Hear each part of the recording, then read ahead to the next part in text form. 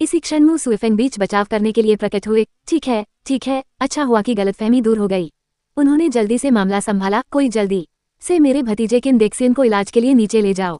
मू यूलियन, जो पीछे छिपकर जाने की कोशिश कर रही थी, अचानक कुलपति मू ने उसे वापस बुलाया। तुम भी, यूलियन। मू सुएफेंग ने गुस्से से उसकी तरफ देखा। मेरे लिए अपने कमरे में वापस जाओ।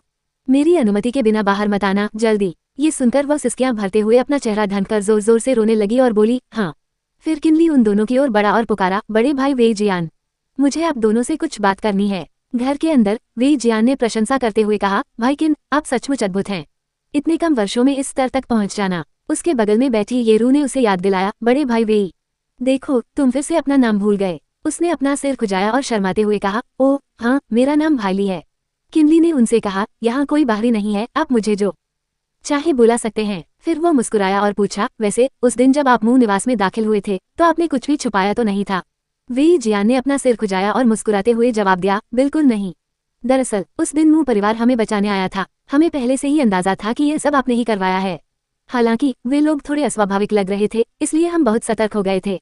बात करते समय सावधान न रहना। ये शब्द सुनकर किनली ने राहत की सांस ली। अच्छा हुआ, अगर मुंह परिवार को पता चल जाता कि मैं किनली हूँ तो बड़े भाई वेई और बाकी लोग घर से निकाल दिए जाते। फिर वो खड़ा हुआ और उनसे बोला, इस घटना के बाद मुंह परिवार में कोई भी तुम्हें फिर से उकसाने की हिम्मत नहीं करेगा। मुझे और भी काम है, इसलिए मैं ज्यादा देर नहीं रुक सकता। याद रखना, मुंह परिवार में भी तुम्हें बहुत सावधान रहना होगा। वेई जियान और येरू तुरंत उसे विदा करने के लिए खड़ी हो गई। भाई किन, इस महान कृपा का बदला चुकाना असंभव है। अब से हमारा जीवन आपका है। किनली ने तुरंत उनकी ओर मुड़कर जवाब दिया, हमारे बीच इसकी कोई जरूरत नहीं है। अध्ययन कक्ष में एक आवाज आई, क्या सब कुछ व्यवस्थित हो गया है? अगले दिन किनली मू युआन के हाथ से लिखे पत्र को लिए हुए सहजता से यानशॉ के घर में दाखिल हुआ। नौकर ने दरवाजा खोला और एक तरफ हटते हुए कहा, कृपया अंदर आइए। अंदर यानशॉ बैठे हुए गोलियां बना रहे थे। किनली बूढ़े आदमी के पीछे जाकर उनसे मिलने की अनुमति मांगने लगा। मैं ली फैंग हूँ, आपको प्रणाम करने आया हूँ। ये नाम सुनकर बूढ़ा आदमी था और अड़ा चौंक कर मुड़ा। उसने उसकी ओर देखकर पूछा, आप ली फैंग हैं, आपको मुझसे क्या काम है? किनली ने हाथ जोड़कर सीधे मुद्दे पर आते हुए कहा, मैं आपसे कुछ नहीं छिपाऊंगा महाराज। मेरे एक मित्र का पर्पल मेंशन क्षतिग्रस्त हो गया है और वो आध्यात्मिक ऊर्जा एकत्रित नहीं कर पा रहा है, इसलिए मैं आपसे हृदय संघनन गोली मांगना चाहता हूँ महाराज। यानशॉ ने उदारतापूर्वक पूछा, हाँ नौजवान, क्या आप जानते हैं कि हृदय संघनन गोली कितनी दुर्लभ है? आपको क्या लगता है कि मैं इसे आपको क्यों दूंगा? ये सुनकर उसने मन ही मन सोचा, जैसा कि उम्मीद थी, यह इतना आसान नहीं होगा। सौभाग्य से मैंने पहले ही खुद को भारी भरकम सौदे के लिए तैयार कर लिया है। फिर उसने आगे बढ़कर जवाब दिया, ये जूनियर जानता है कि हृदय संघनन गोली बनाना आसान नहीं है। अगर सीनियर मदद करने को तैयार हैं, तो ये जूनियर आपको चुकाने में कोई कसर नहीं छोड़ेगा। सी निया। ये सुनकर यानशॉ एक पल के लिए रुक गया। फिर उसने उससे कहा, अगर ऐसा है तो आप मेरी एक बात माननी होगी। कृपया बोलिए सीनियर। यानशॉ ने भौहें उठाकर गंभीरता से उसकी ओर देखा। 1 साल तक मेरे साथ औषधि सेवक के रूप में सेवा करो और मैं तुम्हें हृदय संक्षारण गोली दूंगा, कैसा रहेगा? किनली ये शब्द सुनकर चौंक गया। कुलपति किन के निवास पर युआन उन्हें सूचना देने आई। किन परिवार के सभी लोग तैयार हैं। इस बार किन परिवार के कई कुलीन लोग समर्थन देने आए हैं, जो जल अवरोधक गढ़ से हमारी रक्षा करने में हमारी मदद कर रहे हैं। उनकी मदद बहुत सच्ची है। मू सुएफेंग पसीने से तरबतर होकर आगे बोली, यद छोटी ही पूर्वज साधना के दौरान पैतृक अग्नि से ऊर्जा विचलन से पीड़ित न होते, जिससे उनकी प्राण शक्ति को चोट पहुंचती और उन्हें एकांतवास में जाना पड़ता, तो मू निवास को जल अवरोधक गढ़ से यह अपमान कैसे सहना पड़ता? युआन ने थोड़ी झिझक के साथ उन्हें बताया, पिताजी, आज उसली फैंग ने किन परिवार के शिष्यों से लड़ाई की। उसने गहन तकनीकों और जादुई कलाओं का बहुत ही धारा प्रवाह और कुशलता से उपयोग किया। कुलपति मू ने उत्सुकता से पूछा, क्या बात है? युआन ने गंभीरता से कहा, मुझे लगता है कि वो वही किनली है जिसने उस मागी को मारा था। ये सुनकर मू सुएफेंग आश्चर्य से बोली, हूँ। युआन ने अपनी बात जारी रखते हुए कहा, इस आदमी ने किसी का खून किया है और अपना चेहरा दिखाने की हिम्मत नहीं करता। दूसरों को फंसाने से बचने के लिए उसने मुँह के घर में शरण ली।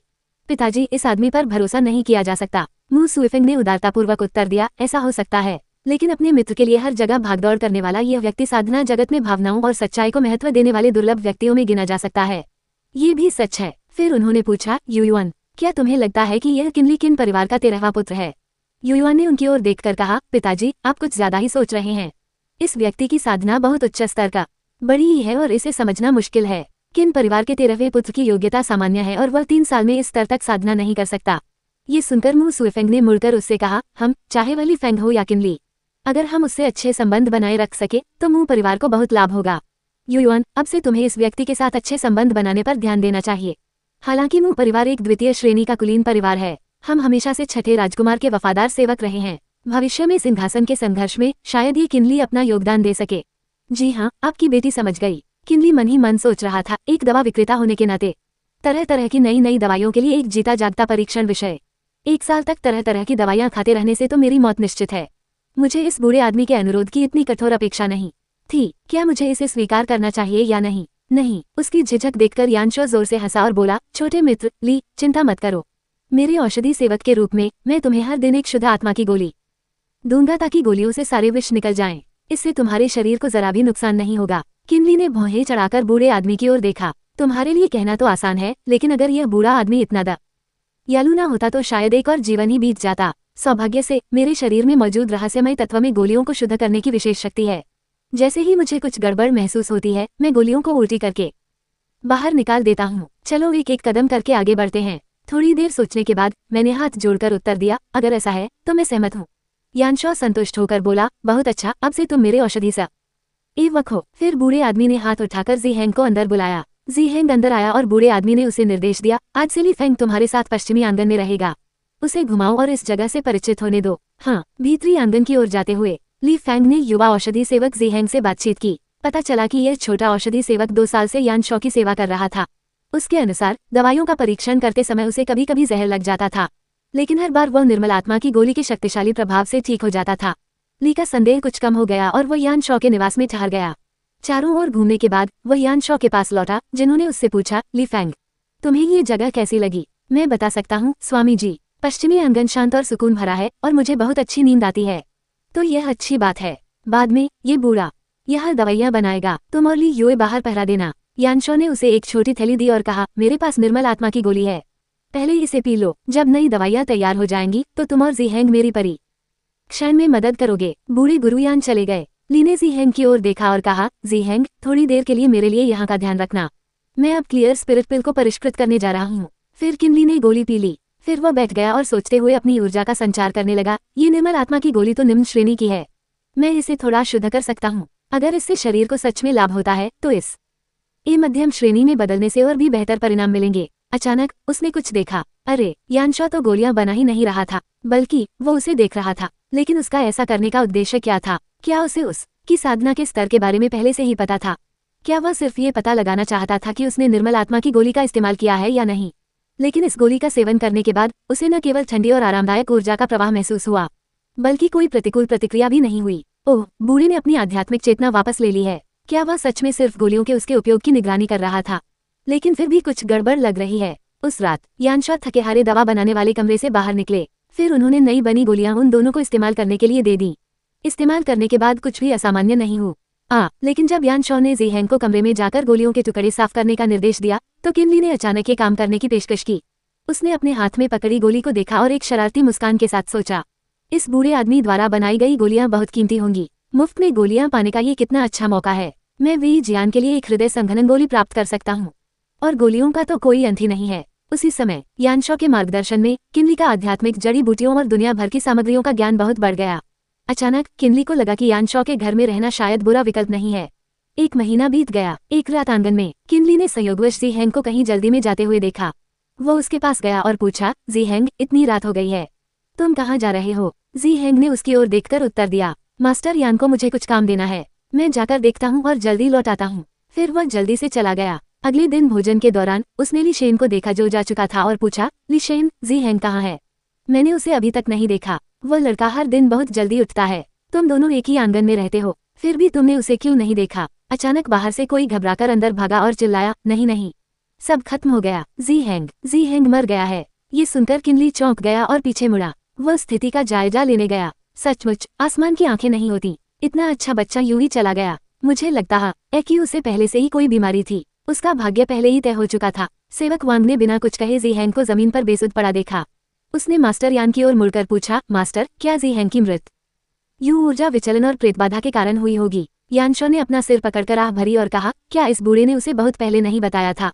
साधना में जल्दबाजी नहीं करनी चाहिए। अप्रत्याशित रूप से उसने इस बूढ़े के साथ ऐसा व्यवहार किया।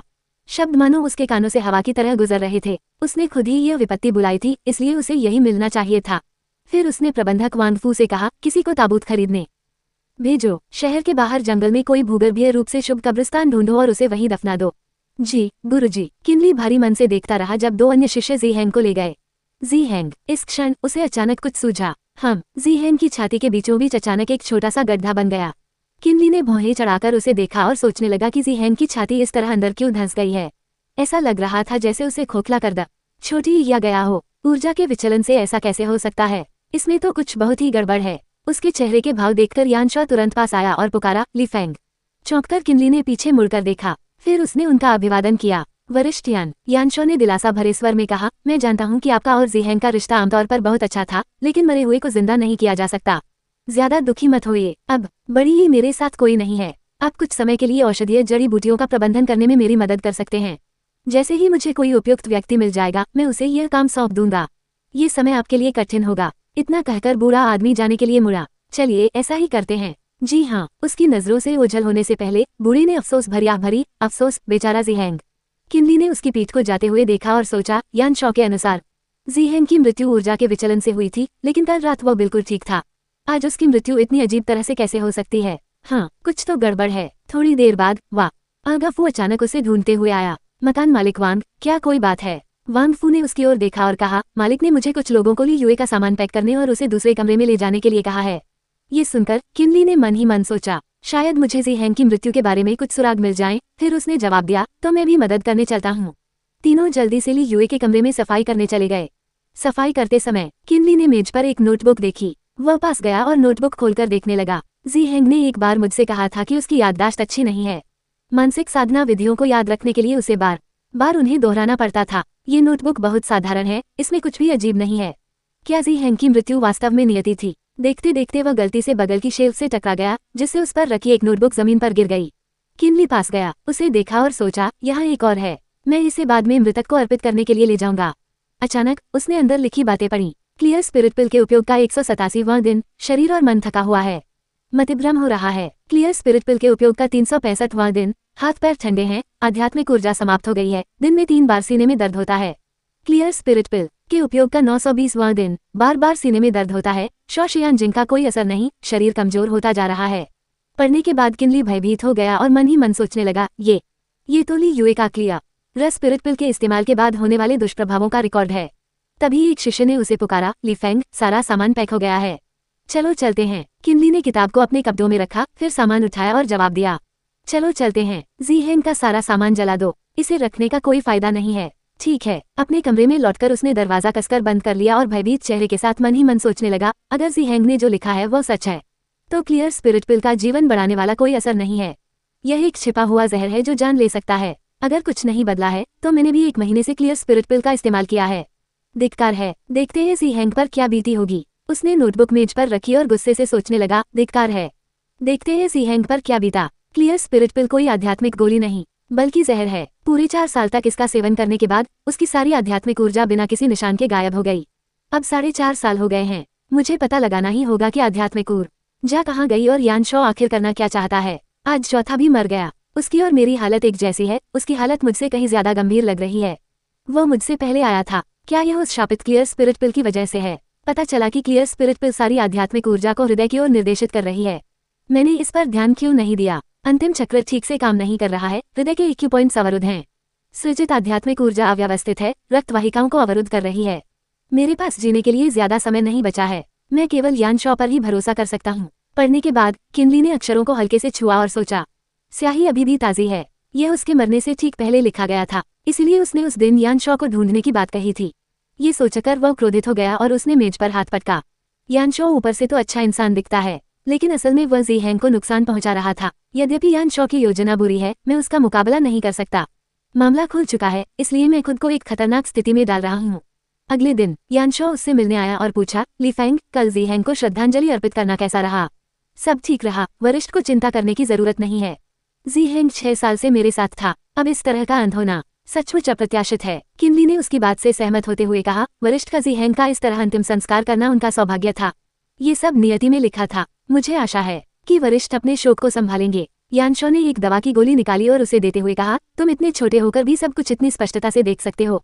ये सचमुच आसान नहीं है। मेरे साथ यहाँ अच्छे से साधना करो। 1 साल में मैं तुम्हें हृदय संघनन की गोली दूंगा। किनली ने आज्ञाकारी होकर गोली ली। जी धन्यवाद वरिष्ठ। फिर उसने उसे अपने मुंह में डाला और चबा लिया। यानशॉ को किसी भी चूक का पता न चले, इसलिए किनली ने हमेशा की तरह क्लियर स्पिरिट पिल का इस्तेमाल जारी रखा, इसके प्रभावों को निखारते हुए रहस्यमय तारा कंपास का अभ्यास किया और क्लियर स्पिरिट पिल के स्रोत की गहन जांच की। जी हेंग की मृत्यु से पहले दी गई चेतावनी के कारण किनली इस बार बेहद एकाग्रचित थे। उन्होंने अपना ध्यान अपनी हृदय नाड़ी पर केंद्रित किया, जिससे उन्हें एक असामान्यता का पता चला। क्लियर स्पिरिट पिल के प्रभाव से उनके पर्पल में शन प्राइमल यांग में मौजूद आध्यात्मिक ऊर्जा विभाजित हो गई और उसका एक हिस्सा उनकी हृदय नाड़ी में प्रवेश कर गया। इसके बाद किनली को एक अवरोध महसूस हुआ और उसे इसे फिर से प्रवाहित करने में बहुत प्रयास करना पड़ा। अपना अभ्यास पूरा करने के बाद उन्होंने आह भरी और मन ही मन सोचा, जैसा कि उम्मीद थी, ये क्लियर स्पिरिट पिल किसी काम की दवा नहीं है। धिक्कार है उस यानशॉ पर, वह हमेशा दूसरों को नुकसान पहुंचाने का बड़ी ही साजिश रचता रहता है। मानव शरीर की नसें स्वर्ग और पृथ्वी की आध्यात्मिक ऊर्जा के लिए एक महान संचार चक्र का काम करती हैं।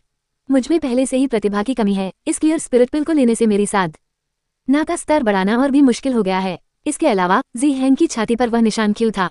यानशॉ के पास बहुत सारे रहस्य हैं। अगर तुम्हारा दिल इतना धोखेबाज है तो मेरी बदतमीजी के लिए मुझे दोष मत देना। मुझे नुकसान पहुंचाना इतना आसान नहीं होगा। 6 महीने बाद गोदाम में सामान लाते समय किनली ने मेज पर जड़ी बूटियों का ढेर देखा। लिंगहुआंग घास, सान शिवची, जेगियन फूल, गुशान लियान, ये चारों जड़ी बूटियां आध्यात्मिक औषधि की 4 मुख्य सामग्रियां हैं। दरअसल ऐसा लगता है कि यानशॉ ने हाल ही में इन्हें परिष्कृत किया है, लेकिन आध्यात्मिक औषधि के प्रभाव अभी तक अज्ञात हैं, इसलिए इसका अभी उपयोग नहीं किया जा सकता है। पिछले 6 महीनों में यानशॉ कई गोलियां बनाने में असफल रहा है। उन्हें दोबारा परिष्कृत करने के बाद उसने कई गोलियां प्राप्त की, जो साधकों के लिए बहुत लाभदायक है। ये सोचते हुए उनके होठों के कोने हल्के से मुड़ गए। इनका संयोजन करने से मेरी साधना की गति पहले की तुलना में 3 गुना बढ़ सकती है। किनली ने अपने हाथ में रखा डिब्बा नीचे रख दिया। मैं इसका इस्तेमाल क्लियर स्पिरिट पिल की विषाक्तता को दूर करने का तरीका खोजने के लिए करूंगा। साथ ही उसने बहुत कुछ सीखा, जिसे एक महत्वपूर्ण उपलब्धि माना जा सकता है। अचानक बाहर से दरवाजे पर दस्तक हुई। वह जल्दी से मुड़ा और पूछा, कौन है? किनली ने वांग फू को देखा। तो आप हैं वांग फू, क्या बात है? फू ने हाथ जोड़कर मुस्कुराते हुए कहा, बधाई हो भाई ली फैंग। गुरुजी आपको अपना शिष्य बनाने की तैयारी कर रहे हैं, इसलिए उन्होंने मुझे आपसे बात करने के लिए बुलाया है। ये सुनकर किनली थोड़ा हैरान हुआ। मुझे शिष्य के रूप में स्वीकार करेंगे? वांग फू ने समझाया, जी हेंग के देहांत के बाद से गुरुजी लगातार चिंतित रहे हैं। उन्हें हमेशा इस बात का पछतावा रहा है कि उन्होंने साधना का सूत्र उसे नहीं सिखाया। अब उन्होंने शायद इस बारे में अच्छी तरह सोच लिया है। वह नहीं चाहते कि उनकी कला जीवन भर बिना उत्तराधिकारी के रहे, इसलिए वह आपको अपना छोटी शिष्य बनाना चाहते हैं। किनली ने भौहें चढ़ाकर सावधानी से सोचा, इस समय शिष्य स्वीकार करना यह इतना आसान तो नहीं हो सकता है ना? ये बूढ़ा आदमी आखिर किस तरह का झांसा दे रहा है? खबर मिलते ही वह तुरंत बूढ़े आदमी के पास गया। वरिष्ठ, मैं ली फैंग हूँ, अंदर आइए। किनली ने जवाब देते हुए अंदर कदम रखा। जी हाँ। कमरे में कदम रखते ही उसे बगल से खड़खड़ाहट की आवाज सुनाई दी। एक गुप्त तहखाने का दरवाजा खुला। नीचे से बूढ़े यान की आवाज आई, सीधे नीचे आ जाओ। किनली ने हैरानी से देखा और सोचा, ये किताबों की अलमारी के पीछे एक गुप्त कमरा है। फिर वह नीचे गया और पुकारा, वरिष्ठ, मैं अंदर हूँ। बूढ़े यान रसायन भट्टी के पीछे से निकले और बोले, तुम यहाँ हो, बैठो। ये कनिष्ठ ऐसा करने की हिम्मत नहीं करेगा। यानशॉ उसकी ओर बढ़ा और पूछा, ठीक है, तुम मेरा इरादा समझ गए होगे। क्या तुम मुझे अपना गुरु स्वीकार करोगे? किनली ने मुट्ठी भींची और मन ही मन सोचा, इतनी दूरी से यानशॉ के लिए मुझे मारना बहुत आसान होगा। मैं पहले हाँ कह सकता हूँ, फिर योजना बनाऊंगा। फिर उसने हाथ जोड़कर जवाब दिया, वरिष्ठ व्यक्ति द्वारा इतना सम्मान दिया जाना एक कनिष्ठ व्यक्ति के लिए किसी वरदान से कम नहीं है। यानशॉ ने तुरंत उसे निर्देश दिया, अच्छा तो फिर इसे सरल रखते हैं। तुम यहीं रक्त शपथ के लिए अपना हाथ काटोगे और शिष्यत्व वह समारोह संपन्न करोगे। उसकी बात सुनकर किनली चौंक गया। रक्त शपथ, अपनी मूल आत्मा से शपथ लेने का मतलब है कि प्रतिज्ञा कभी तोड़ी नहीं जा सकती।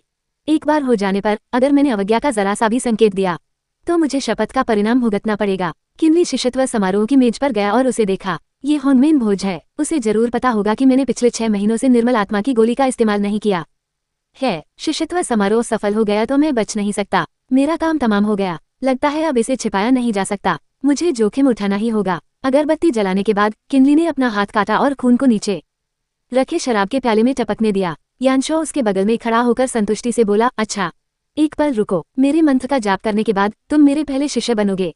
सभी क्रियाएं पूरी करने के बाद उसने मुड़कर कहा, वरिष्ठ, काम हो गया है। फिर यानशॉ ने एक ताबीज निकाला और उसे शराब के प्याले में प्रवाहित करने के लिए आगे बढ़ा। किनली ध्यान से देख रहा था और साथ ही अपने वस्त्रों में हाथ डालकर सोच रहा था, यानशॉ ताबीज निकाल रहा है। अगर मैं अनुष्ठान समाप्त होने तक इंतजार करता रहा तो बहुत देर हो जाएगी।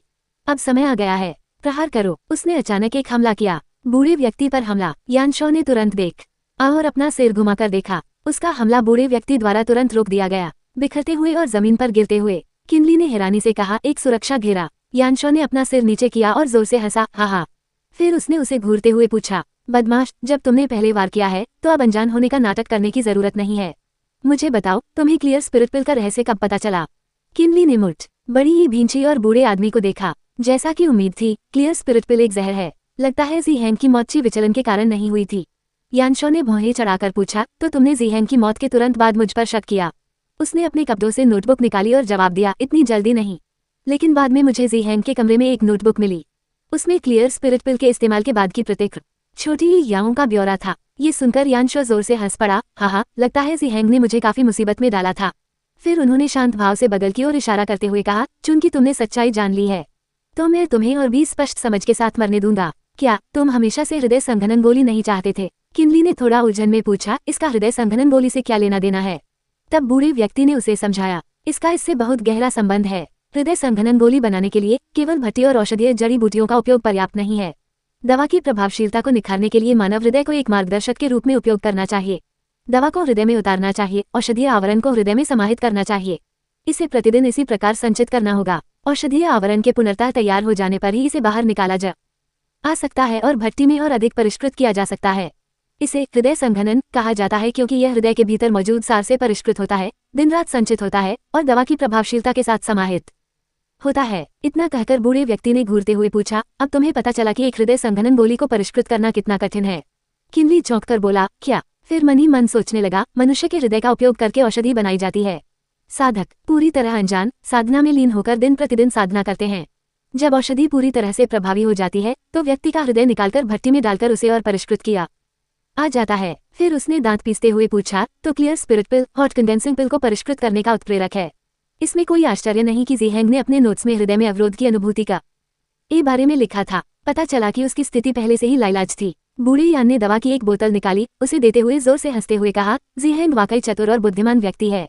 उसके लिए यह पता लगाना आसान नहीं था, लेकिन जब तक उसे पता चला तब तक बहुत देर हो चुकी थी। मैं तो बस ईश्वर की इच्छा का पालन कर रहा था। उसका हृदय निकालकर भट्टी में डालकर उसे और परिष्कृत किया और अंत में इस हॉट कंडेंसिंग पिल को तैयार किया। उसके शब्दों ने किनली को ज़ीहैंग की छाती पर बने निशान की याद दिला दी। यानशो ने क्रूर चेहरे के साथ कहा, एक मामूली इंसान की जान मेरी हृदय संघनन गोली के सामने क्या मायने रखती है? ली फेंग, आज तुम्हारी मौत निश्चित है। बूढ़े आदमी के शब्दों से किनली तुरंत गुस्से से पागल हो गया। सिर्फ एक हृदय संघनन गोली के लिए उसने एक इंसान की जान ले ली। उसने अपने हथियार और ताबीज निकाले और गुस्से से चिल्लाया, तुम्हारे लिए मौत बहुत अच्छी सजा है। जैसे ही उसने बोलना समाप्त किया, उसके हाथ में मौजूद तलवार सीधे बूढ़े आदमी की ओर बढ़ी। यानशो ने हमले को देखकर अपनी आंखें चौड़ी कर ली और चिल्लाया, बस एक छोटी सी चाल है। फिर वह आगे बढ़ा और जवाब में एक मुक्का मारा, मेरे लिए रुक जाओ। बूढ़े आदमी के एक जोरदार प्रहार ने किनली के हमले को नाकाम कर दिया। उसने तुरंत एक आध्यात्मिक ऊर्जा ढाल बनाकर उसे रोक दिया, लेकिन यह व्यर्थ था। किनली को बूढ़े आदमी के एक जोरदार प्रहार से चोट लगी और वह दर्द से कराहते हुए पीछे की ओर उड़ गया। उसके मुंह से खून निकल आया। हमला करने के बाद बूढ़े यान ने थोड़ा आश्चर्यचकित होकर पूछा, स्पिरिट वर्ल्ड दायरे के छठे स्तर के हो, तुमने अपनी साधना का स्तर क्यों छिपाया? उसकी आंखों में अचानक स्पष्ट आश्चर्य झलक रहा था। इधर किनली अपने मूल रूप में लौट आया था। उसने तुरंत जलती र कला का प्रयोग करके फिर से हमला किया। यानशो ने आसानी से उन हमलों को चकमा दिया, फिर पलक झपकते ही उसके पीछे चला गया और उसने सीधे उसके चेहरे पर हथेली से वार किया, जिससे किनली को प्रतिक्रिया करने का समय ही नहीं मिला और उसे पूरा प्रहार झेलना पड़ा। वार के बाद बूढ़े ने उसकी ओर देखा और हल्की सी घुरघुराहट की आवाज निकाली। इधर किनली के शरीर से और खून बह रहा था। यानशो ने अपनी बाहें मोड़ी, उसकी ओर देखा और कहा, बच्चे, तुम्हारे पास अब कोई विकल्प नहीं बचा है ना? किनली ने बूढ़े की ओर देखा और शांत भाव से उत्तर दिया, ऐसा नहीं है। यानशो ने थोड़ा घबराते हुए पूछा, ऐसी स्थिति में भी तुम मुस्कुरा सकते हो? क्या तुम्हारा दिमाग पानी से भर गया है? किनली ने कुछ नहीं कहा और बस बूढ़े की ओर एक नजर डाली। यानशो ने उसकी नजर पर भौहें चढ़ाते हुए कहा, ज्यादा होशियारी मत दिखाओ। यह मत सोचो कि मैंने तुम्हें जानबूझकर आग लगाकर भागने का मौका बनाते हुए नहीं देखा। मेरे गुप्त कक्ष में ताबीज से बनी एक सुरक्षा दीवार है। जब तक मंत्र का प्रयोग करने वाला इसे सक्रिय नहीं करता, तब तक यहाँ से भागने के बारे में सोचना भी मत। किनली ने धीरे से कहा, किसने कहा कि मैं भागना चाहता हूँ? फिर उसने अपने पीछे एक विशाल बिल्ली बनाई और कहा, भागने की जरूरत तो तुम्हें है। इसे देखकर बूढ़े आदमी की आंखें आश्चर्य से चौड़ी हो गईं। एक छाया बिल्ली। छाया बिल्ली ने तेजी से हमला किया, काले जादू की छाया बिल्ली। यानशो ने हमले से बचने के लिए तेजी से पीछे हट गया। धिक्कार है, ईगल आयाट। उसने पलटवार करने के लिए अपना हाथ आगे बढ़ाया, लेकिन इससे पहले कि वो कुछ कर पाता, स्पिरिट कैट ने पहले हमला कर दिया।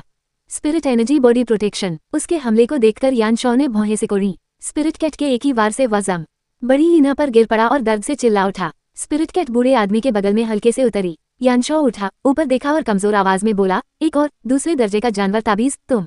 वाह, एक ही वार में टा। रू रिटर्न स्टेज के मास्टर को गिराया जा सकता है। इधर किन्ली की आंखें अचानक घबराहट से चौड़ी हो गईं। उफ। उसने स्पिरिट कैट को देखा और सोचा, चोटें बहुत गंभीर हैं, मैं अब बीस्ट टेलिजमेन का रूप बनाए नहीं रख सकता। यानशॉ को तुरंत एहसास हुआ कि उसके बीस्ट टेलिजमेन का असर खत्म हो गया है। बूढ़ा आदमी खड़ा हुआ, गति बढ़ाने के लिए पैर पटका, अब समय आ गया है, और सीधे किन्ली पर हमला कर दिया। सौभाग्य से उसी क्षण स्पिरिट कैट प्रकट हुई और बूढ़े आदमी के हमले को रोक दिया।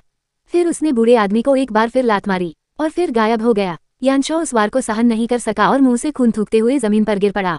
इधर उधर किन्ली भी बुरी तरह थक चुका था और हौंफ रहा था। उसने अपनी आंखें कसकर बंद कर ली और सोचा, बाल बाल बच गए। मेरी आध्यात्मिक ऊर्जा खत्म हो गई है, पशु ताबीज गायब हो गया है और मेरी शक्ति लगभग खत्म हो चुकी है। वाह, बहुत बढ़िया। राहत की सांस लेते ही उसे अचानक बूढ़े आदमी की आवाज सुनाई दी, तुम्हें क्या लगता है तुमने मुझे ऐसे ही हरा दिया? किन्ली ने माथे पर शिकन डालकर आगे देखा। इधर यानशॉ खांसते हुए उठने की कोशिश कर रहा था। किन्ली कांपते हुए सोचने लगा, ये अभी मरा नहीं है। यानशॉ सीधा खड़ा हुआ और कुछ बार खांसा, खांसी खांसी। फिर वह जोर से हंसा, हा हा। हंसी के बाद उसके मुंह से चमक बड़ी ईला लाल खून टपकने लगा। बूढ़े ने झट से अपना मुंह ढक लिया और बोला, धिक्कार है, आज तुम्हारा बुरा दिन है, नामुमकिन। किन्ली ने डर से बूढ़े को देखा और सोचा, ये अभी तक मरा नहीं है। फिर उसने दांत पीसकर कई ताबीज निकाले। उसने बूढ़े पर हमले जारी रखे। यानशॉ ने अपना हाथ आगे करके उसके हमले को रोका। किन्ली रुका नहीं, वह जोर जोर से चिल्लाते हुए बूढ़े की ओर बढ़ता रहा। यानशॉ का शरीर भी कमजोर हो गया था और वो उसके हमले को रोक नहीं पाया। इसके तुरंत बाद एक जोरदार धमाका हुआ, जिससे पूरा कमरा रोशन हो गया। इस बार से यानशॉ हवा में उछलकर जमीन पर गिर पड़ा, बेसुध। इस हमले के बाद किन्ली का शरीर भी कांप रहा था। दर्द से कराहते हुए उसने अपना हाथ माथे पर रख लिया। उसके पैर जवाब दे चुके थे और वो कमरे में ढेर होकर गिर पड़ा। कुछ देर बाद किन्ली की नींद खुली। उसने आंखें खोली और सोचने लगा। उसने खुद को सहारा दिया और दर्द से कराह उठा। फिर उसने आगे देखा और सोचा, मुझे विश्वास नहीं हो रहा कि मेरी ताकत खत्म होने पर मैं बेहोश हो गया। पता नहीं कितना समय बीत गया है। हाँ, यानशॉ कहाँ है? वह पास गया और पुष्टि की कि बूढ़े आदमी ने सांस लेना बंद कर दिया है। फिर उसने राहत की सांस ली, आखिरकार वह मर गया। किन्ली ने कमरे में रोशनी की और सोचा, सौभाग्य से मैंने अंत में तावीजों का इस्तेमाल किया और संख्या बल से उसे हरा दिया और यानशॉ ने मेरी ताकत को कम आंका, वरना आज मैं निश्चित रूप से मर गया होता। लेकिन मैं यहाँ इतने लंबे समय से हूँ, वांगफू और बाकी लोग जरूर शक करेंगे। मुझे जल्दी से यानशॉ के सारे खजाने छीनकर यहाँ से निकलना होगा। हृदय संघनन बोली, मुझे माफ करना ज़ीहेंग, तुम्हें नहीं मरना चाहिए था। बड़े भाई वेई को तुम्हारी ओर से जीने दो। बूढ़े आदमी के कमरे के बाहर किन्ली यानशॉ का वेश धारण करके बाहर आया। वांगफा बड़ियों ने गुरु को देखते ही तुरंत उन्हें बधाई दी। बधाई हो गुरुजी। यानशॉ के वेश में किन्ली ने कहा, वांगफू, मैंने ली फेंग को अपना शिष्य स्वीकार कर लिया है। वो इस समय गुप्त कक्ष में साधना कर रहा है। मैं कुछ समय के लिए निवास से बाहर जा रहा हूँ और पता नहीं कब वापस आऊंगा। मेरी अनुपस्थिति में यान निवास का प्रबंधन ली फेंग करेगा। आपको ली फेंग के साथ वैसा ही व्यवहार करना है जैसा आप मेरे साथ करते हैं, क्या ये स्पष्ट है? जी महाराज। इतना कहकर वह तुरंत चला गया। ठीक है, मैं अब जा रहा हूँ, मेरे निर्देशों का ध्यान रखना। वांगफू घुटने टेककर बोला, निश्चिंत रहें गुरुजी। आपको प्रणाम गुरुजी। शांग्युआन के द्वार पर पहुंचकर उसने मन ही मन सोचा, शांग्युआन प्राचीन नगर में कोई भी मनमाने ढंग से हत्या नहीं कर सकता। यानशॉ यहाँ बहुत प्रसिद्ध है। अगर कोई उसे देखेगा तो उसे शक जरूर होगा। लेकिन मैंने ये दिव्या तमा रूपांतरण अस्थि परिवर्तन कला सीख ली है, इसलिए मुझे आपकी पहचान का उपयोग करने दीजिए। किन्ली ने फिर अपनी ऊर्जा को प्रवाहित करने पर ध्यान केंद्रित किया। थोड़ी देर बाद उसने अपनी आंखें खोली और देखा, सन ने अपने चारों ओर प्रवाहित ऊर्जा को उड़ा दिया। फिर उसने अपना हाथ उठाया, उसे देखा और मुस्कुराते हुए मन ही मन सोचा, सफलता। मैंने 3 महीनों में आत्मा शून्य क्षेत्र की महान पूर्णता प्राप्त कर ली। यानशॉ द्वारा छोड़ी गई दिव्य औषधि के साथ मुझे अब अपनी जन्मजात प्रतिभा के बारे में चिंता करने की आवश्यकता नहीं है। अब सच्चे वापसी चरण में प्रवेश करने का समय है। यानशॉ का यान निवास अब नहीं रहा, यह अब मेरा निवास है, पूरी सुरक्षा के साथ। किसी तीसरे दर्जे के खानदान से कम नहीं। बस फर्क इतना है कि जब मैं बाहर जाता हूँ तो मैं केवल ली फेंग की पहचान से ही काम कर सकता हूँ। अब मुझे पहले एकांत साधना की तैयारी करनी चाहिए। फिर वो प्रथम श्रेणी के मंडप में गया। जल्दी करो, युवा स्वामी ली हैं, उन्हें जल्दी अंदर बुलाओ। बूढ़े झू ने उनसे मुलाकात की और उनके हालचाल पूछे। युवा स्वामी ली, बहुत दिनों बाद मिले, आप कैसे हैं? तो मैं ठीक हूँ, क्या हुआ? बूढ़े झू ने उसे संक्षेप में स्थिति समझाई। अच्छा है, हाल ही में पियईगढ़ में अफरा तफरी मच गई है। बूढ़े चाओ भी चिंतित हैं, इसलिए हमें सावधानी बरतनी चाहिए। किन्ली ने चाय का प्याला लिया और पूछा, सावधानियां? पियईगढ़ में आखिर क्या गड़बड़ है? बूढ़े झू ने उसे बताया। युवा स्वामी, क्या आपने नहीं सुना? 7 दिन पहले पियईगढ़ और लिन परिवार के बीच फिर से झड़प हुई। इस बार का पैमाना अब तक का सबसे बड़ा था। दोनों पक्षों ने लगभग 100 सरदारों को भेजा और कई अन्य पारिवारिक कुलों ने भी भाग लिया, लेकिन पियईगढ़ ने सभी कुलीन सरदारों को भेजा। लिन परिवार बुरी तरह हार गया और कुछ लोगों को बंधक भी बना लिया गया। ये सुनकर उसने भौहें चढ़ाकर कहा, बंधक बनाना? पियईगढ़ की ढिठाई बहुत बड़ी है। बूढ़े झू ने अपनी चाय का प्याला उठाया, आह भरी और आगे कहा, बिल्कुल सही। हमने पहले सोचा था कि पियाई गढ़ केवल पहाड़ी डाकुओं का एक समूह है, लेकिन अब हमें पता चला है कि शाही परिवार भी इसमें शामिल है। फिर उसने प्याला मेज पर रख दिया और आगे कहा, इसके अलावा इस बार तीसरे दर्जे के पारिवारिक कुलों ने भी भाग लिया है। हम यूं ही लोगों को छुड़ा नहीं सकते और वे बंधकों को छोड़ने से भी इनकार कर रहे हैं। मुझे डर है कि एक और खून खराबा होगा। ये सुनकर किनली ने अपनी थोड़ी पर हाथ रखकर पूछा, ये वाकई परेशानी वाली बात है। बंधक कौन कौन थे? बूढ़ी जू ने थोड़ा भौहें चढ़ाकर जवाब दिया, मुझे सोचने दो। जिन प्रांत का फोंग परिवार, क्यूई प्रांत का जू परिवार और भी बियांजन का किन परिवार। ये नाम सुनकर वह चौंककर बूढ़ आदमी की ओर देखने लगा। फिर उसने भौहें चढ़ाकर सोचा, बाकी लोग तो मायने नहीं रखते, लेकिन उसका चेहरा देखकर बूढ़े जू ने चिंता से पूछा, क्या हुआ? किनली ने शांत दिखने की कोशिश करते हुए जवाब दिया, अरे कुछ नहीं, मैं इस किन परिवार को जानता हूँ, मैं उनसे लिन निवास पर मिला था। फिर उसने पूछा, तो खास तौर पर किसे पकड़ा गया है? बूढ़े जू ने जवाब दिया, मुझे ठीक से पता नहीं है, लेकिन लगता है कि वह किन परिवार का दूसरा मुखिया है। ये सुनकर किनली गुस्से से बेकाबू हो गया और उसने हाथ में पकड़ी चाय की प्याली तोड़ दी। बूढ़े ने चिंता से पूछा, क्या हुआ? तुम ठीक नहीं लग रहे हो। उसने जल्दी से समझाया, कुछ नहीं, साधना के दौरान एक छोटी सी दुर्घटना हो गई। कुछ दिन आराम करने से ठीक हो जाओगे। थोड़ी देर बातचीत के बाद बूढ़े जू उसे बाहर तक छोड़ने गए। युवा स्वामी, अपना ख्याल रखना, अगर नहीं तो मैं आपके माँ के लिए एक कमरा तैयार कर देता हूँ। कोई जरूरत नहीं, मैं वापस जाकर अपने घावों का इलाज करवाने की तैयारी कर रहा हूँ, इसलिए मैं पहले वापस जाता हूँ। वापस जाते समय उसके चेहरे पर साफ तौर पर नाराजगी दिख रही थी। किनली को अपने दूसरे भाई बूढ़े जीयू के कहे हुए प्यार भरे शब्द याद आ गए। मैंने तुम्हें कितनी बार कहा है, तेरवे को परेशान मत करो। पिताजी बहुत व्यस्त हैं, मुझे तुम्हें अपने साथ ले जाने दो। तेरहवें, तुम्हें विवाह गठबंधन के इस अवसर का पूरा फायदा उठाना चाहिए। अगर यह सफल हो जाता है तो किन परिवार तुम्हें कभी नीचा दिखाने की हिम्मत नहीं करेगा। वो गुस्से से भर गया और उसने अपनी मुठ्ठियां भींच लीं। दूसरे भाई, कृपया थोड़ा और धैर्य रखें, मैं वापस आकर आपको बचा लूंगा। शांग्युआन शहर के बाहरी इलाके में किनली को अचानक झाड़ियों में एक आवाज सुनाई दी। अरे, आगे कोई है? क्या ये लिन निवास से आए हुए सैनिक हैं? दूसरी तरफ वेई जियान सावधानी से एक झाड़ी के पीछे छिपा हुआ था। उसकी नजरें सामने के इलाके पर टिकी हुई थीं। किनली ने उसे देखा और हैरानी से सोचा, ये कैसे हो सकता है? क्या ये बड़े भाई वेई हैं? क्या उन्हें लिन निवास पर नहीं होना चाहिए था? उसने तुरंत जोर से पुकारा, बड़े भाई वेई। वेई जियान थोड़ा चौंककर मुड़ा और पूछा, भाई किन, आप यहाँ क्यों हैं? किनली ने ठंडे स्वर में पलटकर पूछा, मैं तुमसे पूछ रहा हूँ, तुम क्या करने की योजना बना रहे हो? वेई जियान ने टालमटोल करते हुए नजरें फेर ली, बस बाहर टहल रहा हूँ। किनली ने गुस्से से चिल्लाते हुए कहा, चलना फिरना बकवास है। तुम सीधे जाल में फंसना चाहते हो, दूसरों के लिए अपनी जान कुर्बान करना चाहते हो। तुम्हारी साधना अब पूरी तरह से नष्ट हो चुकी है, तुम्हारा जाना भी बेकार है। वेई जियान, उसने दृढ़ता से उत्तर दिया, भाई मैं बूढ़ा वेई अपन ये जीवन में कभी किसी चीज से नहीं डरा। मैं दूसरों को अपने ऊपर दोष लेने नहीं दे सकता। अभी मेरी वजह से पियाईगढ़ में कई लोग पकड़े गए हैं। मैं कैसे अपने खोल में छिपने वाला कछुआ बन सकता हूँ? किनली चिल्लाया, मूर्ख, क्या तुम्हें यकीन है कि अगर तुम वहां जाओगे तो वे लोगों को छोड़ देंगे? माँ शेन जिसे चाहता है वह मैं हूँ, वह चाहता है कि तुम मेरा पता बताओ। ये सुनकर वह अवाक रह गया। किनली ने सवाल जारी रखा, मैंने तुम्हें बचाने के लिए इतनी सारी मुसीबतें उठाई, सिर्फ इसलिए नहीं कि तुम जाकर मर जाओ। फिर उसने अपना माथा पकड़ते हुए कहा, इसके अलावा अब लिन परिवार भी इसमें शामिल है, किस आधार पर तुम आगे आओ? झांग फी लन सुई फैंग को कसकर बंधे हुए बड़े भाई को लाने और उसे माँ शेन के हवाले करने के लिए कहो, अन्यथा तुम्हारे द्वारा वर्णित अपने खोल में छिपा कछुआ सच हो जाएगा। मुझे इस पर उसने पूछा, चिंता मत करो, चाहे आसमान गिर ही जाए, मैं उसे थामे रखूंगा, अभी तुम्हारी बारी नहीं है। वैसे क्या तुम्हें पता है कि किसे पकड़ा गया है? वेई जियान ने कांपते हुए जवाब दिया, मुझे बस कुछ खास लोगों के नाम पता हैं, फोंग यू, झो मिंग, किन फैंग। ये नाम सुनकर उसने भौहें चढ़ाई और सोचा, तो दूसरा भाई वाकई उनमें से एक है। फिर उसने एक लंबी सांस ली। फिर उसने वेई जियान को हिदायत दी, ठीक है, अब खुद को दोष मत दो, मेरे पास तुम्हारे लिए एक अच्छी खबर है। ये दवा की गोली लो और खा लो, इससे तुम्हें बहुत जल्दी ठीक होने में मदद मिलेगी। अगर मुझे कुछ हुआ तो तुम्हें मेरा बदला लेना होगा। हिदायत देने के बाद उसने मुट्ठी भींचकर चेतावनी दी, और हाँ, अगर तुमने मुझे आज नहीं देखा तो ये रूह को भी मत बताना। अगर तुम दोबारा मौत को गले लगाने निकले तो मुझे अपना भाई मत समझना।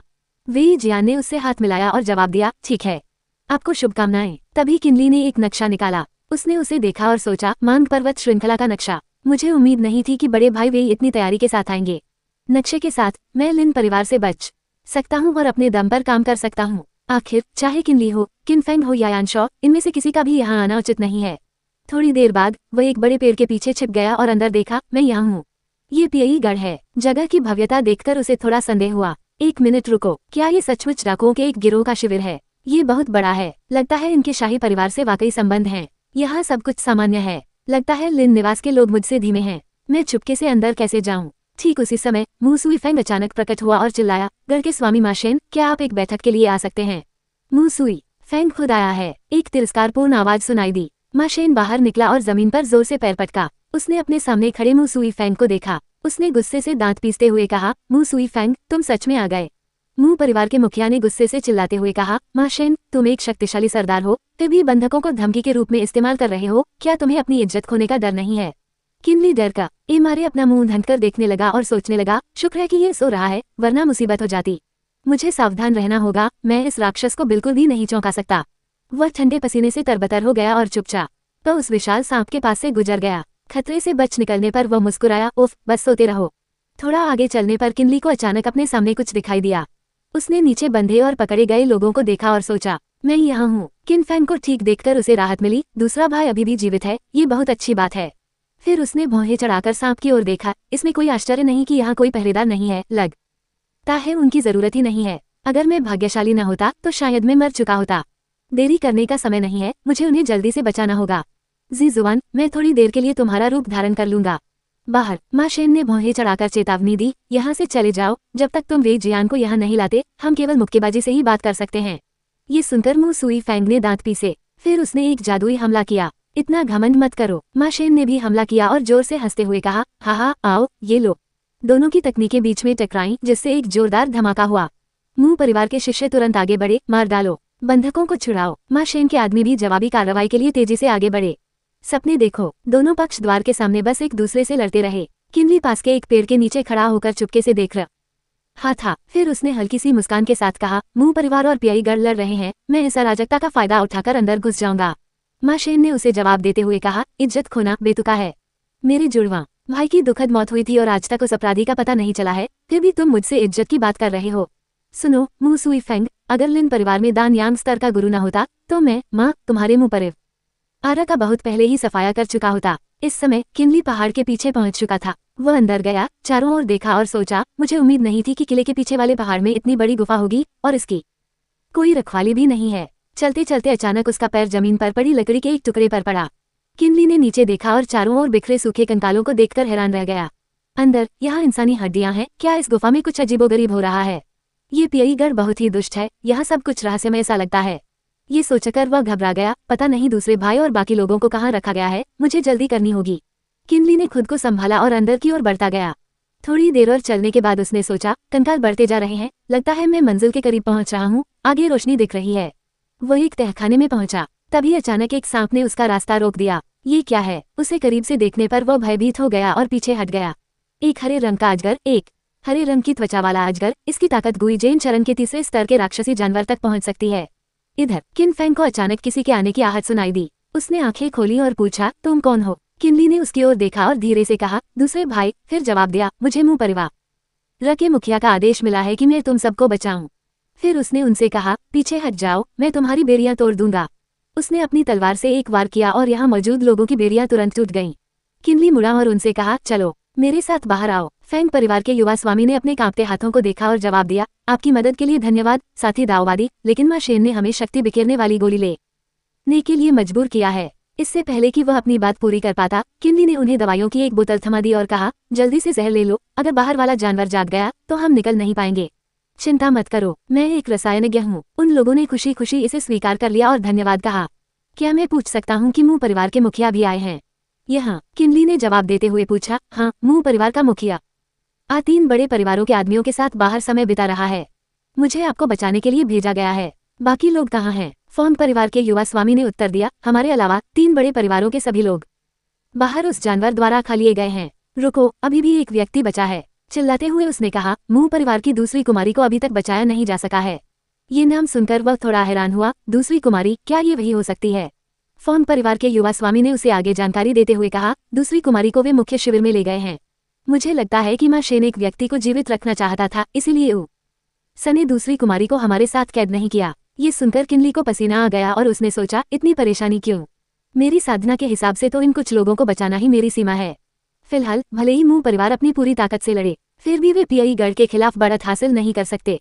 फिर वह मुड़कर उनसे बोला, कोई तो मुंह कुमारी को बचाएगा। अभी तो हम खुद का भी ख्याल नहीं रख सकते, दूसरों की चिंता करने की क्या हिम्मत? फॉन्ग परिवार के युवा स्वामी ने अनिच्छा से उत्तर दिया, साथी दाओवादी, हम सब मुसीबत में हैं।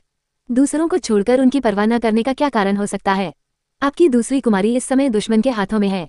क्या हम सचमुच उसे अनदेखा कर सकते हैं? अगर आप इसमें शामिल होने से डरते हैं तो जाइए, वरना यहीं रहिए और उसे बचाइए। सिर्फ हम ही बच पाए हैं। मुझे लगता है कि मू परिवार का मुखिया आपके साथ बुरा बर्ताव नहीं करेगा। किन फेंग थोड़ा असहज महसूस करते हुए जल्दी से उसे रोकते हुए बोला, भाई फोंग, ये ठीक नहीं है। फिर उसने उसे समझाया, हमारी वर्तमान स्थिति में मुझे डर है कि अगर हम गए तो हम सिर्फ बोझ बनेंगे। ये सुनकर फोंग परिवार का युवा स्वामी गुस्से से पीछे मुड़ा और डांटते हुए बोला, किन फेंग, मुझे उम्मीद नहीं थी कि तुम जान से चिपके रहने वाले और मौत से डरने वाले काय होगे। ठीक है, मैं खुद जाकर दूसरी मिस को बचा लूंगा। किनली ने गुस्से से चिल्लाते हुए कहा, चुप रहो, तुम्हारे कियानकुन बैग भी ले लिए गए हैं। तुम्हारे शरीर पर अभी भी चोटें हैं। क्या तुम किसी को बचाने जा रहे हो या अपनी जान जोखिम में डालने जा रहे हो? फिर उसने भौहें चढ़ाकर उनसे पूछा, मुझे दूसरी मिस का पता बताओ, मैं चलता हूँ। पूछने के बाद उसने किन फेंग की ओर देखा और मन ही मन सोचा, अभी व्यक्तिगत दुश्मनी निकालने का समय नहीं है। मुझे दूसरे भाई को यहाँ से जल्दी निकालना होगा। फोंग परिवार के युवा स्वामी ने उसकी ओर देखा और सुझाव दिया, साथ ही दावादी, मैं तुम्हारे साथ चलता हूँ। किनली ने तुरंत मना कर दिया, चिंता मत करो। फिर उसने उससे कहा, बाद में मैं मू परिवार के मुखिया को बताऊंगा कि तुम्हारे फोंग परिवार ने ही दूसरी मिस को बचाया है। इतना कहकर वह तेजी से उस जगह की ओर दौड़ा जहाँ यूलियान को कैद किया गया था। रास्ते में उसे किन फेंग के शब्द याद आए, दूसरी मालकिन पहाड़ की गुफा के ऊपर बंद है, वहाँ पहरेदार जरूर होंगे। हम जाकर और लोगों को बुलाएंगे और फिर तुरंत तुम्हारे साथ मिल जाएंगे। छोटे भाई, ज्यादा जोर मत डालो। किनली ने आंखें बंद कर ली और खुशी से मुस्कुराया, दूसरे भाई, निश्चिंत रहो, मैं अब वो तेरहवां नहीं हूँ जो पहले था। किनली ने मन ही मन सोचा, पहले दूसरी मालकिन की रक्षा करो। उसने एक गहरी सांस ली, फिर एक ताब बड़ी ईज़ा निकाला और बेल का जादू किया। उसके सामने का लकड़ी का घर अचानक फट गया और घना धूल का गुबार उठ खड़ा हुआ। जैसे जैसे घना धुआं छटता गया, विरोधी ने अंततः किनली की आकृति देखी। लियूली उसके हाथ में मौजूद वस्तु को देखकर अत्यंत आश्चर्यचकित हुआ और बोला, एक आध्यात्मिक ऊर्जा ढाल। किनली ने मन ही मन सोचा, कालीस्केल ढाल उन खजानों में से एक है जो मुझे यानशॉ से मिले थे। आज मुझे इसे आजमाने का मौका मिला। लियूली ने तुरंत अपनी ऊर्जा का संचार किया और 2 तलवारें निकाली। वह जोर से चिल्लाया, तो क्या हुआ? अगर तुम्हारे पास रक्षात्मक आध्यात्मिक कलाकृति है, तुम इसे एक पल के लिए रोक सकते हो, लेकिन हमेशा के लिए नहीं। उसका हथियार जर्ज वाला तलवार पेटी अविश्वसनीय रूप से शक्तिशाली था। लियूली तुरंत अपनी तलवारों के साथ आगे बढ़ा और जोर से चिल्लाया, मेरे लिए तोड़ दो। जर्ज वाला तलवार पेटी ने काले कवच ढाल पर जोरदार प्रहार किया। दोनों जादुई खजाने जोरदार आवाज के साथ टकराए। लियूली बेहद हैरान था, वह एक पल के लिए जम गया। उसने मन ही मन सोचा, यह असंभव है। उसकी साधना का स्तर पल भर में इतना बढ़ गया। इस क्षण लियूली को आखिरकार समझ आया, यह आत्मा शून्य की महान पूर्णता है, धिक्कार है। वह मुझसे लड़ने के लिए अपनी साधना को दबा रहा था। वह पूरी तरह से जम गया और गतिहीन हो गया। किनली ने विजयी मुस्कान बिखेरी, हा। उसने लकड़ी के घर की ओर देखा, मन ही मन सोचते हुए, क्या यहाँ कोई पहरेदार नहीं है? किनली तेजी से घर की ओर चल पड़ा। उसने लकड़ी का दरवाजा धकेला और अंदर कदम रखा। उसने देखा कि मिस मू बेहोश पड़ी हैं। किनली ने मन ही मन सोचा, आखिरकार मिल गईं। उसने हिसाब लगाया कि अब उसे बस उन्हें यहाँ से ले जाना है। अचानक उसके पीछे से एक आवाज आई, क्या तुम्हें सच में लगता है कि पियईगढ़ तुम्हारा घर है, कि तुम अपनी मर्जी से आ जा सकते हो? किनली तुरंत मुड़ गया। उसने पहचान लिया कि यह गुई झेन के शुरुआती चरण का एक साधक था। माँ शेन का एक अधीनस्थ धीरे धीरे चलकर आया और बोला, गढ़ के स्वामी ने बहुत पहले ही अनुमान लगा लिया था कि तुम लोगों को बचाने के लिए गढ़ में घुसपैठ करने के लिए एक टीम भेजोगे, लेकिन मुझे उम्मीद नहीं थी कि तुम अकेले ही जाओगे। उसने अचानक व्यंग्य करते हुए पूछा, मू परिवार की दूसरी मिस हमारी सम्मानित अतिथि हैं।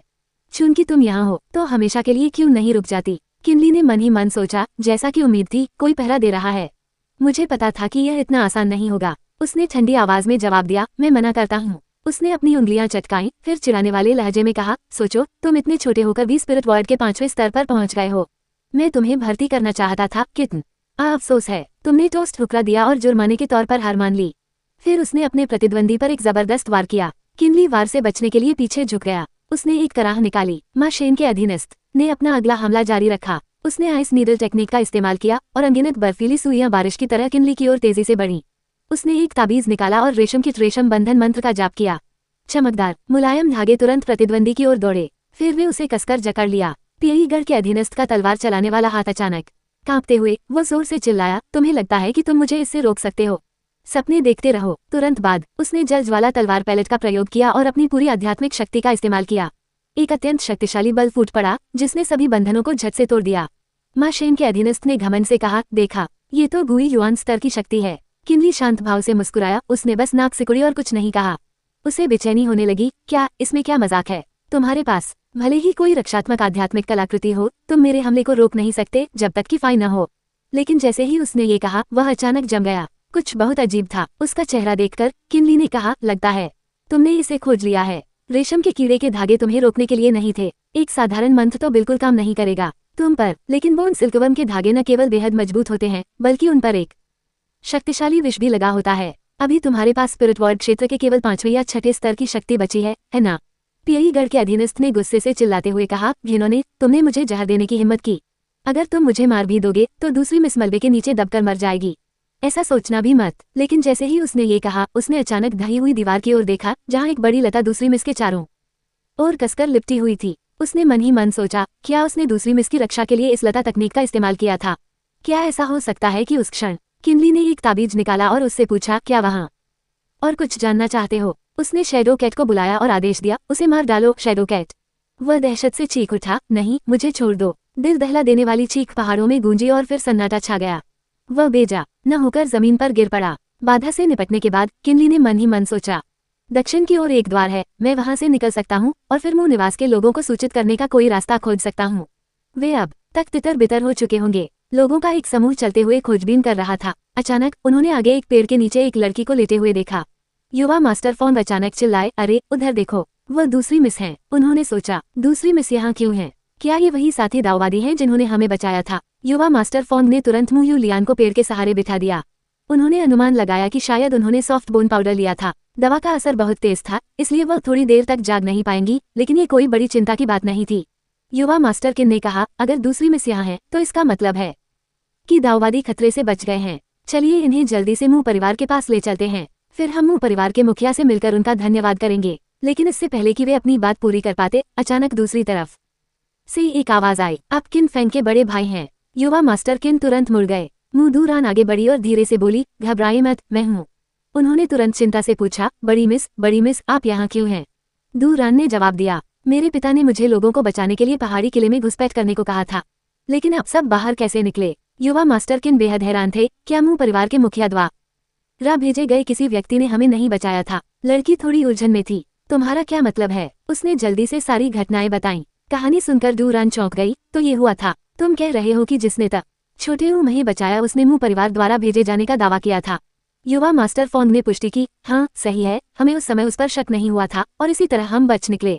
मुंह दूरान ने कुछ भी नहीं छिपाया। ये कहना शर्मनाक है, लोगों को बचाने के लिए हमने जो टीम भेजी थी, उनके पहुंचने से पहले ही डाकुओं के एक गिरोह ने उन्हें घेर लिया था। हम अभी कुछ देर पहले ही बच निकले और तुरंत यहाँ आ गए। हमारे पास केवल एक ही बचाव दल था, कोई और नहीं। हम उस व्यक्ति से कभी नहीं मिले जिसके बारे में तुम बात कर रहे हो। युवा मास्टर फॉन्ग आश्चर्य से बोला, क्या? तो फिर वो कौन है? उसने हमें क्यों बचाया? लड़की ने फिर पूछा, क्या उसने किसी आध्यात्मिक वस्तु का इस्तेमाल किया? युवा मास्टर किन ने जवाब दिया, हमने बस इतना देखा कि उसके पास एक सुनहरी उड़ने वाली तलवार थी, इसलिए सभी ने सोचा कि वह मुंह परिवार के महल से है। दूरान ने जोर देकर कहा, मुंह परिवार में ऐसा कोई विशेषज्ञ नहीं है। अगर होता तो इस व्यक्ति को परिवार के पूर्वज ने बहुत पहले ही शिष्य बनाकर लगन से प्रशिक्षित कर दिया होता। फिर लड़की ने बात खत्म करते हुए कहा, ये व्यक्ति चाहे जो भी हो, इतना काफी है कि हम जानते हैं कि वह दोस्त है, दुश्मन नहीं। चूंकि सब लोग सुरक्षित हैं, इसलिए बाद में इस व्यक्ति की पहचान पता लगाने में देर नहीं होगी।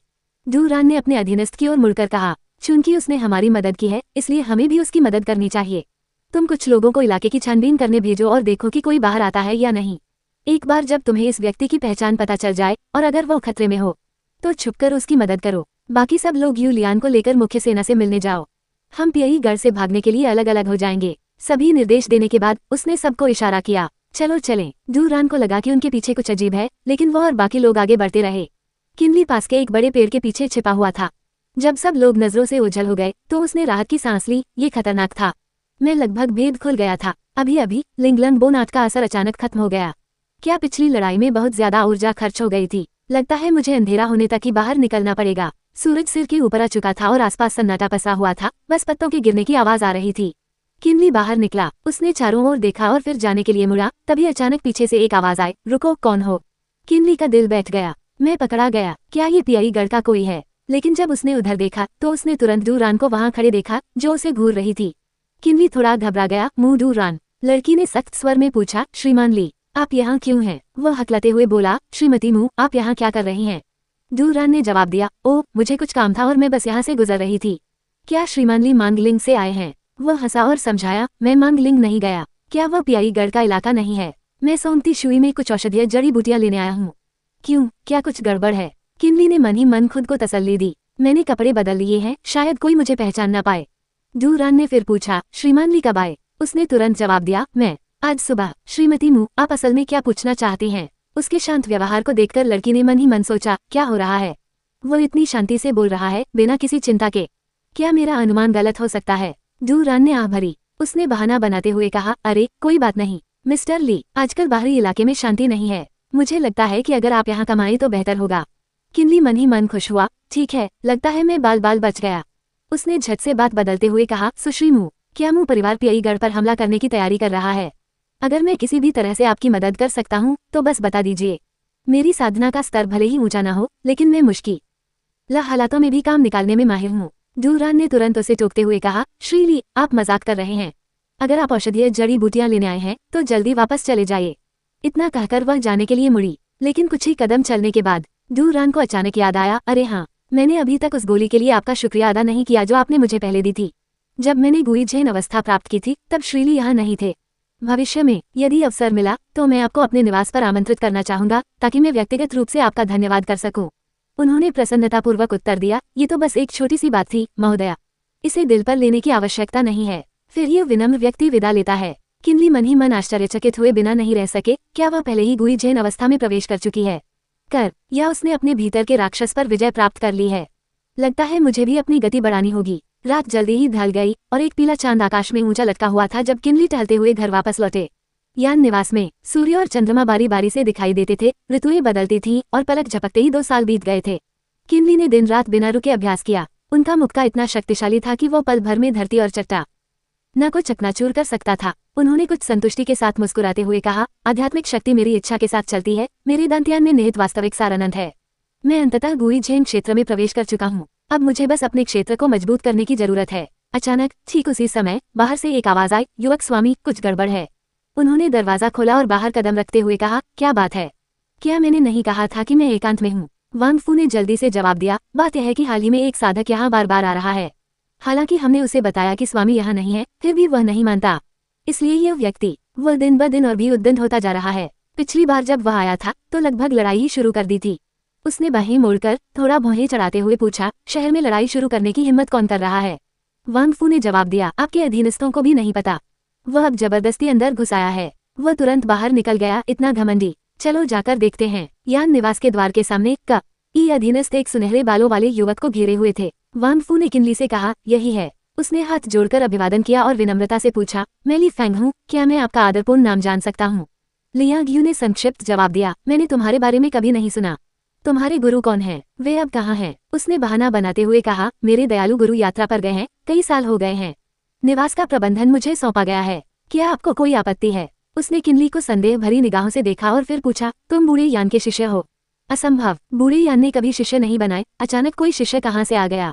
लियांग यू ने भौहें चढ़ाकर पूछा, बताइए, बूढ़े यान आखिर हैं कहाँ? उसने दृढ़ स्वर में उत्तर दिया, तुम अपनी पहचान बताने से इनकार कर रहे हो और फिर भी तुम अभद्र भाषा का प्रयोग कर रहे हो। तुम्हें क्या लगता है यान निवास कोई ऐसी जगह है जहाँ तुम इतना घमंड दिखा सको? उसने किनली से घमंडी और अपमानजनक लहजे में कहा, तुम कौन हो? बूढ़े यान भी मुझसे इस तरह बात करने की हिम्मत नहीं करेंगे। मैं लियांग। उसकी बात सुनकर वांग फू गुस्से से चिल्लाया, कितनी बदतमीजी भरी बातें। लेकिन किनली ने उसे रुकने का इशारा किया। लियांग यू ने और भी हिम्मत जुटाकर ऊर्जा की एक बेहद शक्तिशाली धारा छोड़ी और घमंड से बोला, लगता है मुझे लियांग को बूढ़े यान की मदद करनी होगी और तुम्हारी तरह के अज्ञानी बच्चे को उसकी तरफ से सबक सिखाना होगा। किनली ने तुरंत अपनी ऊर्जा का संचार किया, एक अभिमानी आवाज निकाली और तब पलटवार किया। ऊर्जा की 2 बेहद शक्तिशाली धाराएं टकराईं जिससे एक जबरदस्त झटका लगा। वह गुर्राया और चिल्लाया, मुझे सबक सिखाओगे? तुम्हें 100 साल और प्रशिक्षण लेना होगा। नीचे झुक जाओ। एक जोरदार धमाक आ गूंजा और लियांग यू उस प्रहार की शक्ति का सामना नहीं कर सका। वो पलक झपकते ही एक दीवार से जा टकराया और धूल का एक घना बादल उठ खड़ा हुआ। ये दृश्य देखकर वांग फू और अन्य लोग अत्यंत आश्चर्यचकित रह गए। ये गुरुजी वास्तव में गुई झेन क्षेत्र में प्रवेश कर चुके हैं, इसलिए तो इस दुष्ट से न डरने का कोई कारण नहीं है। लियांग यू एक कोने में दर्द से कराहते हुए पड़ा रहा। उफ! किनली उसके सामने खड़ा हो गया और पूछा, अब बताओ तुम कौन हो? उसने उसे संदेह भरी नजरों से देखा। किनली मुस्कुराया और पूछा, अभी भी जिद्दी हो? क्या तुम्हें पता है मैंने तुम्हें क्यों नहीं मारा? उसने जवाब दिया, क्योंकि तुमने अभी अभी बूढ़े यान का 2 बार जिक्र किया। ये देखकर कि अब भी तुम्हारे मन में अपने उपकारी के लिए कुछ आदर है, मैं तुम्हारी बेकार जान बख्श देता हूँ। बार बार यान निवास आने का तुम्हारा असली मकसद क्या है? लिया आगयू ने धीरे से कहा, चूंकि तुम मुझे नहीं जानते, इससे साबित होता है कि बूढ़े यान ने तुम्हें सब कुछ नहीं बताया है, जिसका मतलब ये भी है कि उन्हें तुम पर अभी तक पूरा भरोसा नहीं है। अगर तुम मुझे मार भी दोगे तो भी मैं कुछ नहीं बोलूंगा। किनली ने मन ही मन सोचा, क्या ऐसा हो सकता है कि यानशॉ कोई साधारण साधक नहीं बल्कि वास्तव में एक प्रभावशाली व्यक्ति हो। मुझे इस बारे में स्पष्ट रूप से पूछना होगा। अगर यानशॉ को किसी शक्तिशाली व्यक्ति का समर्थन प्राप्त है और दूसरों को पता चल गया कि मैंने उसे मार डाला है तो ये बहुत बड़ी समस्या होगी। उसने उसकी ओर देखा और ठंडी आवाज में कहा, बात नहीं कर रहे ओ जाने के बारे में सोचना भी मत। तुमने बस गलती से आंगन के पौधों को नुकसान पहुंचाया है। मुझे लगता है कि तुम्हें खाद के रूप में रखना बुरा विचार नहीं होगा। अंकल चेन, कुछ लोगों को बुलाओ और इसे काट डालो।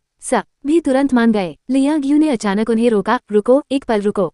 वह अपने पैरों पर खड़ा हुआ और फिर अचानक पूछा, क्या तुम मेरे साथ चलने की हिम्मत करते हो? किन ली ने कोई जवाब नहीं दिया बल्कि पलटकर पूछा, कौन सी जगह? लियांग यू ने उत्तर दिया, पश्चिम शहर का काला बाजार। लियांग यू और किनली तुरंत पश्चिम शांग्युआन शहर में शी निवास की ओर चल पड़े। शी निवास अत्यंत भव्य था, जिसके मुख्य द्वार के दोनों और दो विशाल पत्थर के शेर बने हुए थे। जैसे ही दोनों अंदर दाखिल हुए, किनली ने चलते हुए अपने आसपास के वातावरण का ध्यानपूर्वक अवलोकन किया। उन्होंने कहा, शी निवास कितना शानदार है। पंच तत्वों का निर्माण, आदिम ऊर्जा का संचार, यिन और यांग का सामंजस्य, चारों कोने स्पष्ट और संरेखित। अचानक दूसरी ओर से एक जोरदार हंसी सुनाई दी। हाँ, छोटे मित्र, तुम्हारी दृष्टि वाकई बहुत पैनी है। शी, मेरे इस पंचतत्व और के निर्माण को बहुत कम लोग समझ पाते हैं। लगता है बूढ़े यान ने एक उत्तम शिष्य को स्वीकार कर लिया है। ये शब्द सुनकर लियांग यू और किनली अत्यंत आश्चर्यचकित हुए। शी युवांजी एक तेजस्वी भाव के साथ प्रकट हुए। लियांग यू ने हाथ जोड़कर कहा, प्रधानाचार्य को प्रणाम। उन्होंने विनम्रता से उत्तर दिया, तुमने बहुत मेहनत की है, अब तुम जा सकते हो। लियांग यू ने तुरंत आज्ञा का पालन करते हुए कहा, जी। अब मंडप में केवल 2 लोग ही रह गए थे। किनली ने हाथ जोड़कर अपना परिचय दिया, मैं ली फैंग हूँ, निवास स्वामी को प्रणाम करने आया हूँ। क्या मैं निवास स्वामी का आदरणीय नाम जान सकता हूँ? वह दिल खोलकर हंसे और शांत भाव से बोले, मेरा नाम शी है। शी युवांजी, आप मुझे निवास स्वामी शी या साथी दाऊवादी शी कह सकते हैं, दोनों ही ठीक हैं। इन शब्दों से किनली थोड़ा चौंक गए। उन्होंने कहा, शी युवांजी, आप शांग्युआन प्राचीन शहर के काला बाजार के सरगना हैं। निवास स्वामी शी ने अपने होठों पर मुस्कान बनाए रखी और पूछा, मेरे बारे में? शी, बाहर क्या अफवाहें फैली हैं? एक निर्मम नायक और खून का प्यासा वध करने वाला देवता।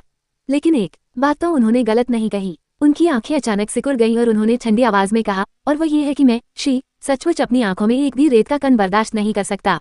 किनली तुरंत समझ गए कि ये शक्ति गुई झेम क्षेत्र के अंतिम चरण की है। निवास स्वामी शी अपने सामान्य गर्मजोशी भरे भाव में लौट आए। उन्होंने समझाना शुरू किया, मेरे प्यारे दोस्त, तुम सोच रहे होगे कि मैंने तुम्हें यहाँ क्यों बुलाए।